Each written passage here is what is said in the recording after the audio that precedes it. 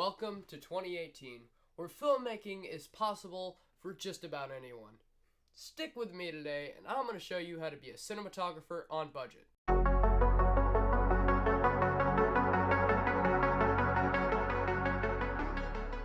So, I have two methods for this video. Method one being that you buy a very cheap DSLR. Now, of course, you're going to want your native resolution to be 1080p, and you don't want that 720p. That's why I prefer to just avoid camcorders altogether. I don't buy camcorders unless they come in 1080, but you can adjust the settings. It's a very bad con about the camcorders. Now, you could just get a good Canon T6 Rebel like I am using to film right now, and those things run for about $300. But if you search around on eBay good enough, you could find it $150 certified refurbished by Canon. And then we got our off-brand companies. Lumix, Yongano, I don't know how to pronounce it. Anyway, getting these off-brand cameras can sometimes be better than getting the normal cameras. But I have to warn you, sometimes these off-brand cameras will not have the same specs as a normal camera, like a Canon T6 Rebel. Now, the second most crucial thing when it comes to cinematography is not only the camera body, but the lens. Now, you need a good balance between your camera body and your lens. See, if you have a really good camera and a very bad lens, you're going to end up with some very terrible footage. Now, what I prefer for cheap cinematography is something very cheap, easy, and reliable.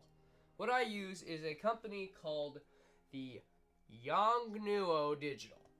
It's a very cheap company. They create very good products. It's made in Japan, clearly, as you can see by the design, and also the package it comes in.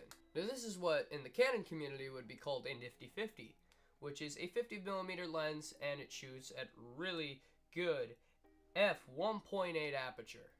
When you start getting into professional camera lenses, for example, the one I have on my Canon T6 Rebel, which will be a 18 to 55mm lens, it tends to get a little more complex, but they make it simple. On the side of these, you have your autofocus and manual focus, and on that lens, I have a stabilizer. It comes pre-built into the lens and makes my job very easy. If you guys do want to hear about cheap stabilizers, be sure to leave a like down below, and I'll make a part 2. Now, another way, like you can get the cameras for cheap, you can get the lenses for cheap, refurbished. I got this Canon 75 to 300mm lens for only about $65 on Amazon, certified refurbished, and it works amazing. It goes all the way up to 300mm, guys. It's a really good lens, and I'd suggest it. I'll leave the link down below. Microphone options are going to be the most reliable thing you're going to need if you're filming like I do. If you want good mic quality, I would suggest going with an actual Rode microphone. Best thing ever. Now, as we're going here on the cheap path, we're not trying to get a $20 microphone from Amazon. They'd work very terribly. But there are some good alternatives.